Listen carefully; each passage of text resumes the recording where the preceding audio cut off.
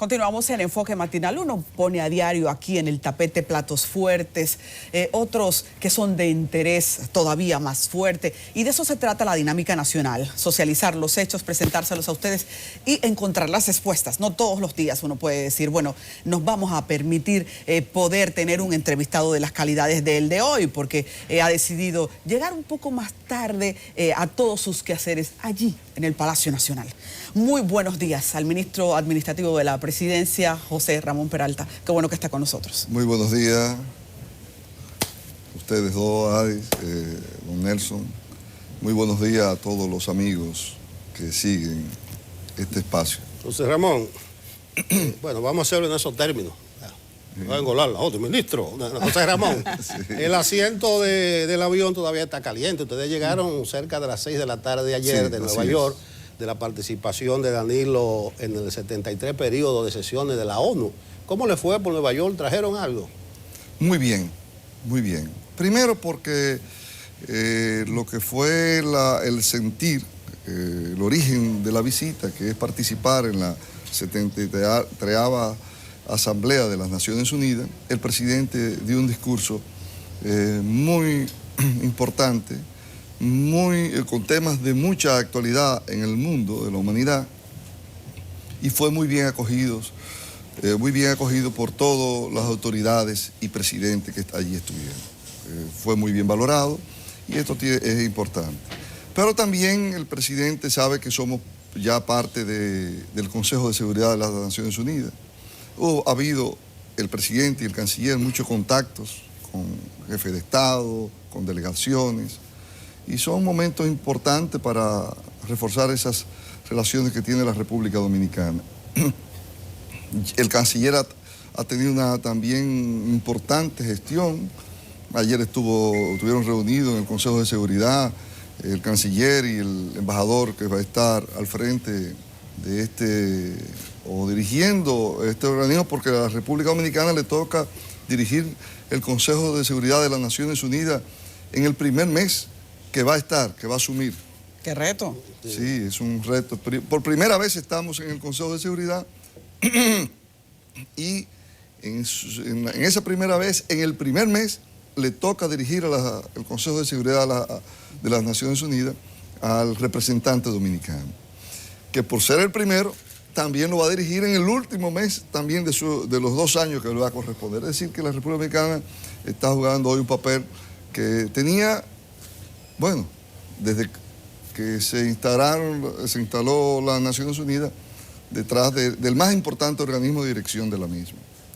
Pero no solamente se limitó ahí a esto, hubo una intensa y extensa jornada de trabajo donde se reunieron con bancos de inversión, oficinas de abogados que nos representan en los Estados Unidos, en diferentes temas, en inversionistas interesados en Punta Catalina, porque se ha hablado que se quiere colocar el 50% de Punta Catalina. Bueno, hay inversionistas norteamericanos. El presidente tuvo una importante participación en lo que fue la cumbre 2030, donde se trabajaron los objetivos del milenio, los objetivos de desarrollo sostenible, los ODS, los más conocidos como ODS. También en la cumbre de narcotráfico, así como otras importantes cosas. Y también, la noche antes de regresar, tuvimos un encuentro con los principales empresarios de Nueva York y Estados Unidos, posiblemente. Los más grandes en el área energética, en el área de turismo, en el área de la banca comercial. Son importantes y muy interesados en lo que es la República Dominicana, en lo que es el desarrollo que ha tenido. Ha pasado a ser en los últimos 2 o 3 años el país el mayor captador de inversión extranjera de toda la región del Caribe y Centroamérica. Impresionado por la estabilidad económica, la seguridad jurídica que brindamos. Y vendrán a noviembre, diciembre y a principios de año a darle seguimiento a esto. La reunión con AES Corporation, ellos van a entrar 110, pero hay otra parte que va a entrar. Eso lo va a pagar AES, porque había una discusión de a quién le correspondía pagar. Bueno, contractualmente se hablaba de si el contrato era de fuerza mayor que la salida, entonces no le corresponde, o si había sido por un mal manejo. Eso no se ha determinado, pero lo importante, y se quedó en carpeta, lo importante de esto es que algo que se pensaba que iba a durar 18 meses, como se le había comunicado al pueblo dominicano, de 12 a 18 meses, ya están trabajando de los 300 megas que aporta AE Andrés al sistema, 110 megas. No obstante, anticipábamos hace un momento que Cogentrix por mantenimiento sacará también parte de su potencial. ¿Eso nos volvería nueva vez sumergirnos en el déficit? ¿Cuál sería la salida? Iban a salir varias plantas también ahora en el mes de octubre, el próximo mes. Iban a salir a mantenimiento.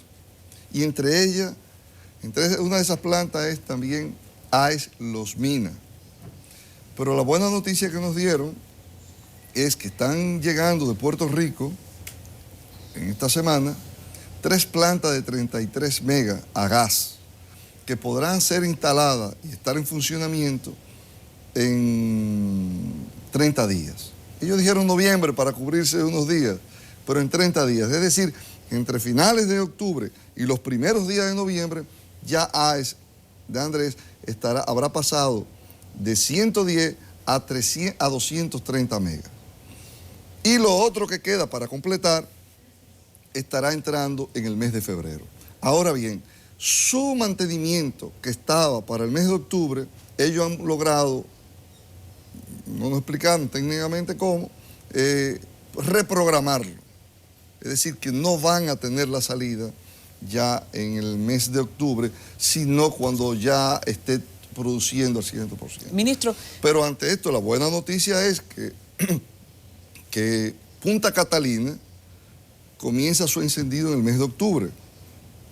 Entre octubre y diciembre estará sincronizándose y a partir de diciembre comenzará a entrar en el sistema 40 megas.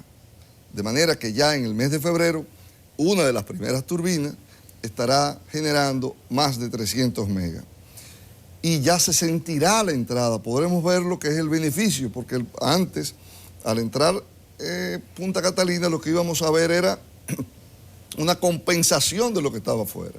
Es decir, en el mes de febrero tendremos a Punta Catalina aportando más de 300 megas extra al sistema a unos costos bastante razonables para el pueblo dominicano. Estas ascuas nos obligan a plantearnos nueva vez el tema del limbo del pacto eléctrico. ¿Quién va a tomar por las manos el asa o si se mueve al mismo tiempo? No, el gobierno ha tenido un interés y el sector empresarial en que esto funcione. Pero esto es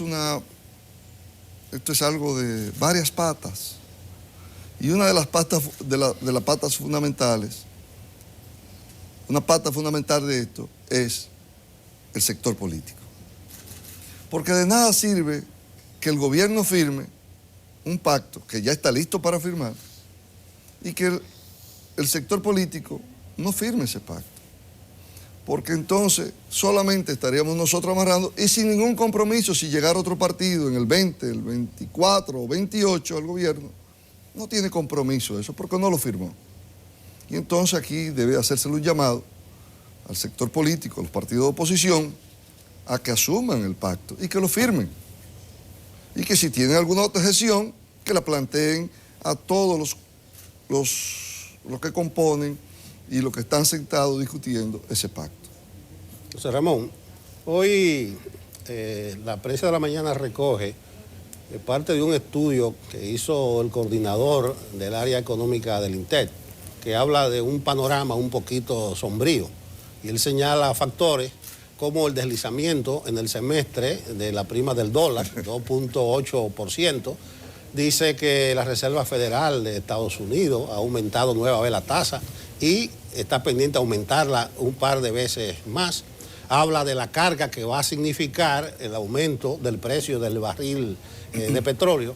Y él dice que el gobierno podría confrontar momentos difíciles en los próximos meses porque los números no van a cuadrar muy bien.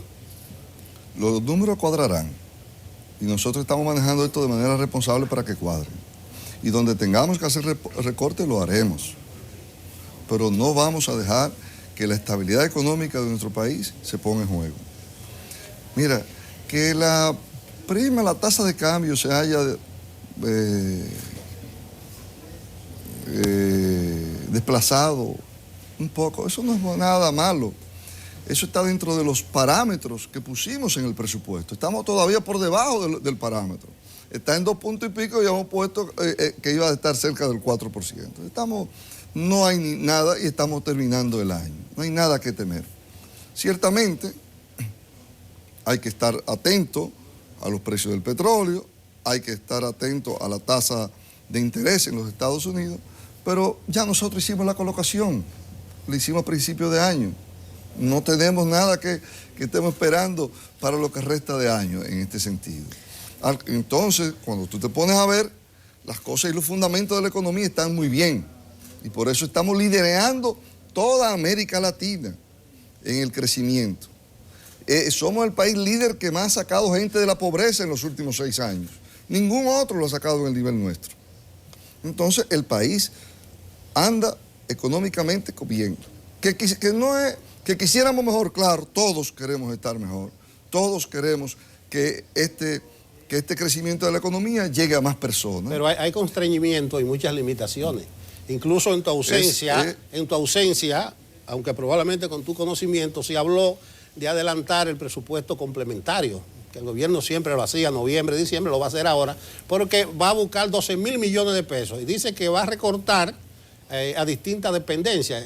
No tiene que pasar por el Congreso porque es dentro del presupuesto. ¿Cuáles van a ser los ministerios o dependencias afectados para buscar esos 12.000 millones? No, nosotros vamos a trabajar. El presidente siempre manda el presupuesto al Congreso antes del mes de octubre. Hay una fecha en octubre límite y nosotros lo hemos enviado en los 6 años, en las 6 ocasiones que nos ha correspondido en el tiempo hábil. Y esto nos da un espacio de juego para nosotros, porque si quisiese hacerse algún cambio, el Congreso tendría que hacerlo con las 2/3 partes. Y nosotros por eso lo hemos hecho en el tiempo hábil. Hemos discutido con todos los sectores las cosas que se pueden hacer para mantener la estabilidad económica de nuestro país. Porque con relación a la pregunta anterior del desplazamiento de la tasa, un economista dominicano muy reconocido, Alejandro Fernández, decía en algo que puso en las redes hace una semana, cómo en Argentina se desplazó en un solo día un 7% la tasa de cambio del peso argentino con relación al dólar. Y él decía, ese 7%, ese desplazamiento aquí en nuestro país dura 24 meses. Por ahí vemos cómo andan las economías de otras regiones del mundo y cómo andan de la nuestra. Ahí vemos cómo manejamos nosotros el presupuesto con responsabilidad.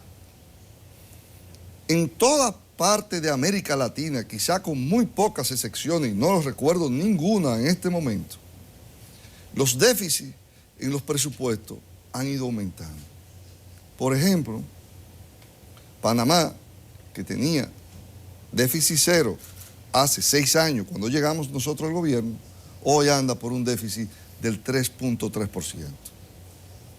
Costa Rica, que tenía un déficit de 2.8, entre 2.5 y 3, hoy anda con un déficit de 7%. Pero así andan casi todos los países. ¿Cuál ha sido la historia nuestra en nuestro país?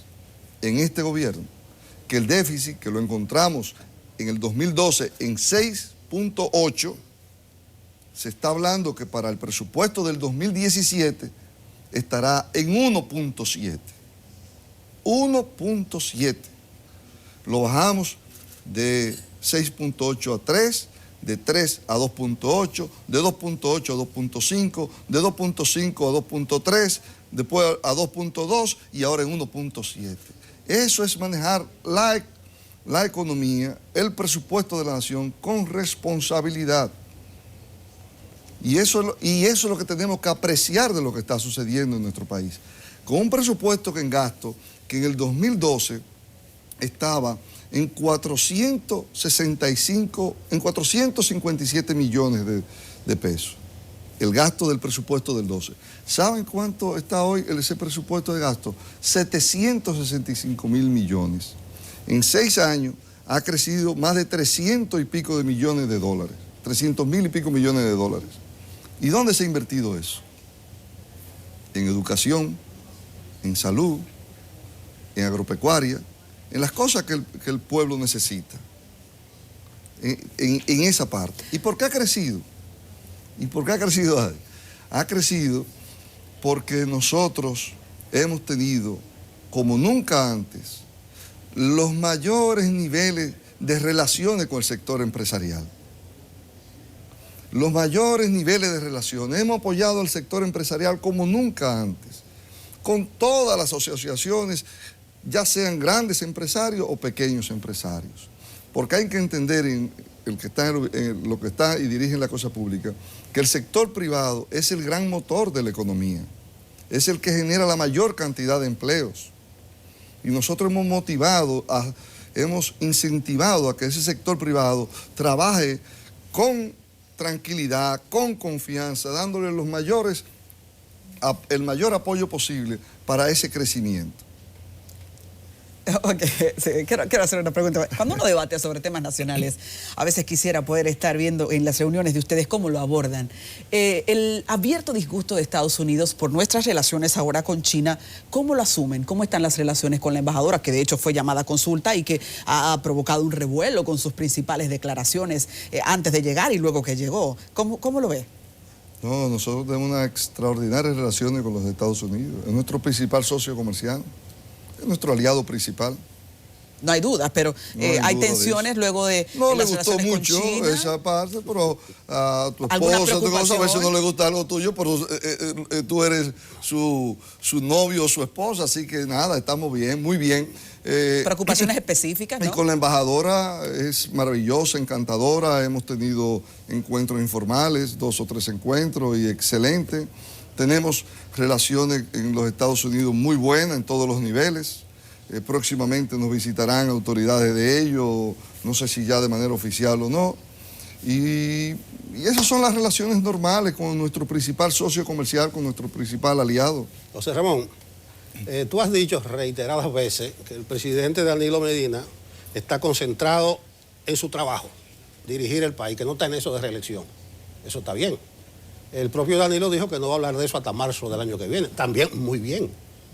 Hay muchos funcionarios que, pese al impedimento constitucional, están clamando por la continuidad, por la reelección de Danilo. Eso no está bien, porque hay un impedimento constitucional. Pero mi pregunta no va a lo que tú te has referido tantas veces, sino que hay otros funcionarios que están atacando desde otro ángulo. Por ejemplo, Monchi Fadul, Francisco Javier. Dicen que es muy injusto que la Constitución de la República tenga un apartado, un transitorio, que específicamente le impide a Danilo Medina, con nombre y apellido, o que no está en la Constitución. Pero dice la Constitución, si el presidente de 2012 a 2016 opta por reelegirse del 16 al 20, no podrá volver a la presidencia, ni a la vicepresidencia. ¿Tú estarías de acuerdo entonces que se ataque ese transitorio para que se le quite eso a Danilo del nunca jamás? Mira, como yo he reiterado y el presidente lo ha dicho, nosotros lo que estamos es en trabajar. Ahí no sé, yo no converso con el presidente sobre este tema. Nosotros lo que conversamos permanentemente, en todo momento, es sobre cosas de gobierno. Dirigir un país no es fácil. Un país que viene con una deuda social enorme, con problemas en todas las áreas. Y el presidente lo que está enfocado en trabajar las 24 horas del día. Llegamos a Nueva York y no tuvimos una hora de descanso, era trabajando todo el tiempo. Y el que terminó ya cogió el avión y vino para acá y vino a trabajar y hoy está trabajando y a eso vamos. Escúchame, José Ramón, así se ve muy fácil el asunto. Pero detrás está un partido que mucha gente dice que está al borde de la división, el partido de gobierno, o sea, sí. Son muchas las presiones, así que Danilo sí, no creo que esté tan desentendido. Es un partido que tenemos problemas, diferencias que históricamente eran fáciles de resolver porque había el centralismo democrático, que es lo que dominaba en el partido desde su fundación. Esto se ha querido violentar. Ahora ya no es la decisión de la mayoría que se impone, sino lo que una minoría quiera evitar que medidas que puedan tomar la mayoría se logren. Y eso está mal, porque eso no permite una buena gobernabilidad. Y lo más importante es entender esto, porque la unidad del partido es lo que garantiza el triunfo del partido en las elecciones del 20. El partido está muy bien en términos de la población, de la simpatía ciudadana. En la última encuesta nuestra está en un 55% de aceptación, de simpatía en el pueblo dominicano. Con un partido, con el partido de oposición no llega ni siquiera a la mitad de eso como simpatía, es decir, muy fuerte, pero ya en esta época no solamente es la fortaleza de un partido, sino que la gente va viendo los candidatos y vota en muchos casos por candidatos. Si hubiese sido por la simpatía, hubiésemos ganado, solo del partido, hubiésemos ganado aquí la alcaldía de aquí del distrito, o la de La Vega, o la de San Francisco, o la de otros muchos municipios importantes del país. No, también se vota por las candidaturas que se presenten. Pero para potencializar cualquier candidatura que pueda surgir, necesitamos la unidad del partido. Ministro, los periodistas somos especialistas en buscar la quinta pata al gato, porque de eso se trata. ¿Es su trabajo? De eso se trata. El presidente ha dicho, en marzo yo me voy a referir al asunto. Y cuando yo lo escucho hablar a usted en diferentes escenarios, ha dicho, el presidente no está en reelección. Gramaticalmente yo leo, no es lo mismo el presidente no está en reelección a el presidente no va a reelegirse, y yo quiero que usted me ayude a entender eso. Bueno, él dijo que se iba a referir de ese tema en el mes de marzo. Entonces esperemos que se refiera a ese tema en el mes de marzo. Lo hará de la óptica que considere en ese momento. Pero a él le critican que si la oposición dice que hay un impedimento constitucional, que no es problema de marzo ni de abril. Hay un impedimento constitucional. Bueno, entonces no va. Bueno, pero hay un impedimento constitucional. No va. Y lo había en el 12, en el 16, es decir, eso veremos. Se puede cambiar la Constitución. Él hablará en ese mes y hay que esperarlo. Pero ahora lo que el gobierno está, lo que el presidente está, es en seguir trabajando como lo ha hecho en estos últimos 6 años. Que se ha puesto aquí, que se ha elevado lo que es la exigencia de trabajar de un presidente. Los presidentes que vengan después de Danilo Medina tendrán que trabajar, salir, olvidarse de sus sillas, llevársela a cada sitio, tendrán que olvidarse de un retrato, tendrán que estar en contacto con el pueblo, tendrán que estar haciendo obras sociales con las escuelas, mejorando los hospitales. Ha subido el nivel, la vara de con que se va a medir a un presidente hacia futuro. No será lo mismo, y tendrán que trabajar, no como lo han venido haciendo o como aspiran llegar otros a hacerlo, sino como lo deje Danilo Medina cuando le toque dejar el poder. Y de repente, ministro, uno está en el aula y yo estoy al lado de José, de María, y soy capaz de ver que son buenos en matemáticas, en sociales, pero las encuestas dicen que hay una materia en la que el gobierno no va bien, que es la lucha contra la corrupción. Las encuestas, ¿usted qué opina? Yo pienso que nosotros hemos hecho un trabajo sin precedente para mejorar la transparencia y la institucionalidad en el gobierno dominicano. Se han tomado medidas y se han aplicado, porque en muchos casos históricamente se tomaban medidas y se dejaban ahí. No, nosotros lo hemos aplicado. Yo quiero que cualquiera analice cada uno ministerio por ministerio, con relación a lo que había pasado antes, quiénes lo dirigen y cómo se dirigen. No porque sucediera un escándalo que venía acumulado y que sucedió casi en el mundo entero y que se ha querido estigmatizar, y que aquí no han podido, exceptuando lo que está en la justicia, involucrar en este gobierno más allá. Porque las cosas salen en el mundo y salieron de Brasil y salieron de todas partes en otros países. Aquí no han podido salir porque no lo hicimos diferente cuando nos tocó llegar al gobierno. Ahora, analicen cualquiera, no en el aire o en el aire, instituciones, quiénes la dirigen y cómo la dirigen y qué medidas hemos tomado en cada una de las cosas. ¿Cómo se da el seguimiento? ¿Cómo se entregan las obras ahora? ¿Qué gobierno había entregado en este país más de 3.000 obras por cientos de miles de millones de pesos dominicanos en sorteo, sin saber quién se la ganaba. Sorteo en el que ganaban PRMistas, PRDistas, PLDistas, que ganaban católicos, evangélicos, que ganaba quien fuera. ¿Qué gobierno lo había hecho antes?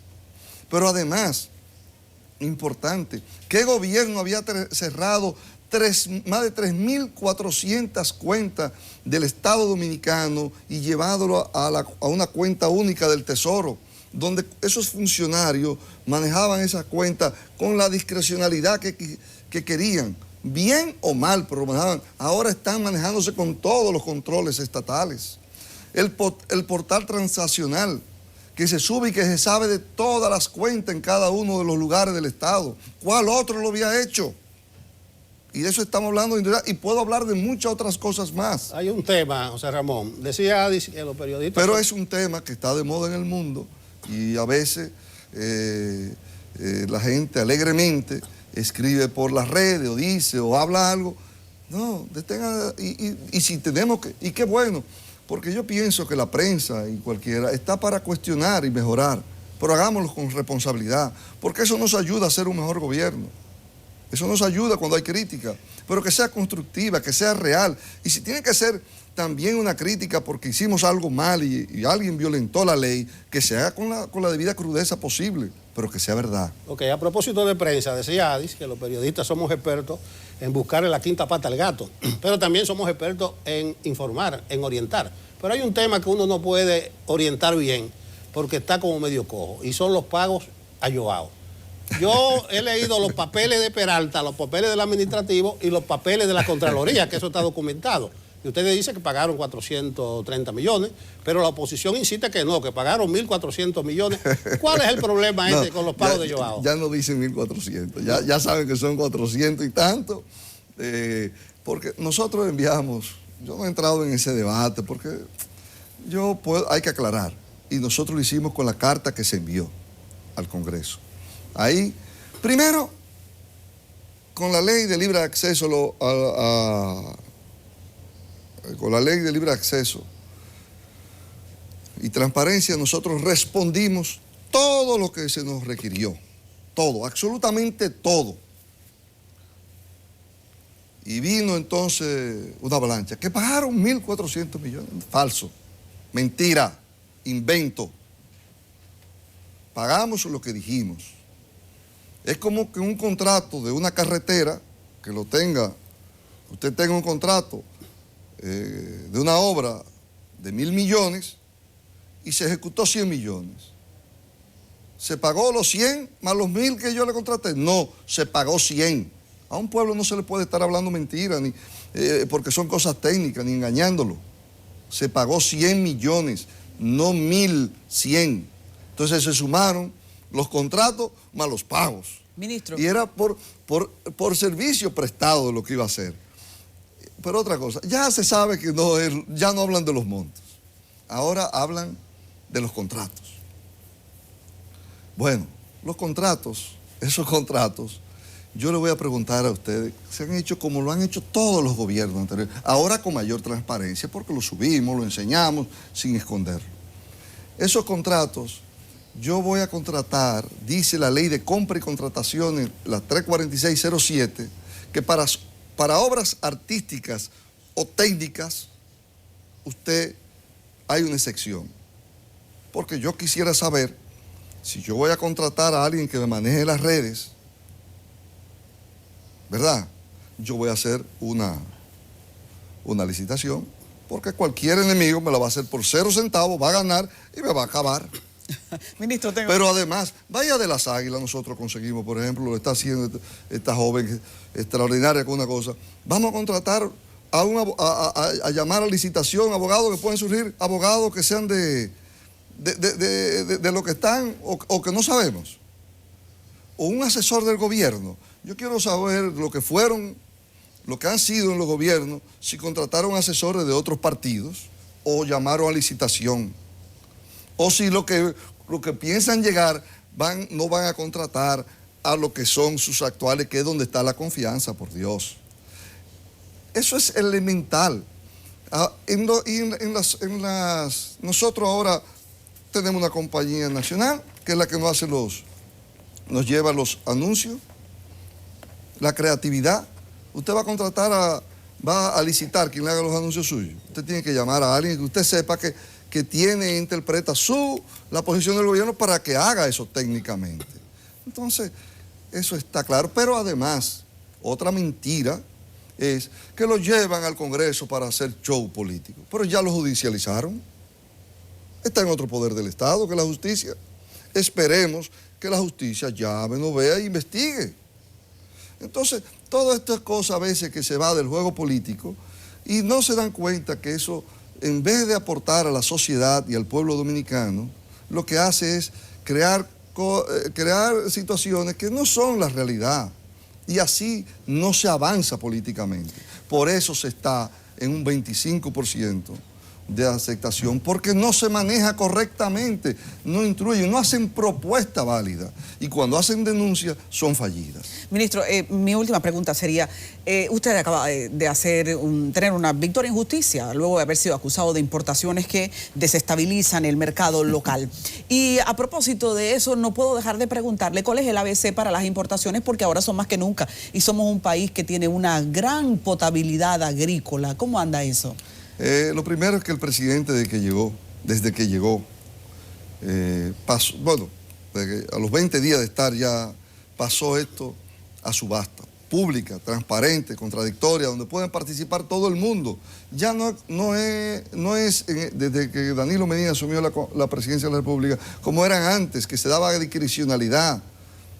No, ya es en una participación abierta, pública, que ni siquiera estaba está bajo la dirección de un organismo del Estado. Se llevó una bolsa pública, bolsa como están en todas partes del mundo, de productos agropecuarios, y ahí se subastan los productos. José Ramón, como se preveía, se quedaron muchas cosas en el tintero, sí. Pero el tiempo es inexorable. Yo no puedo dejar de preguntarle una posición de mucho estrés. ¿Qué usted hace para agotar el estrés? Bueno, a mí me gustan muchas cosas que ahora está muy limitada. Tengo casa en Constanza, en la playa, y en este año quizá he ido 1 o 2 veces. No es fácil. No es fácil, y a veces esta posición que uno tiene y como se sume la política ahora, no paga. Y cuando digo no paga, no me refiero en términos, sino que ya está por la vocación que tú tienes y la satisfacción que te dan las realizaciones de un gobierno como este.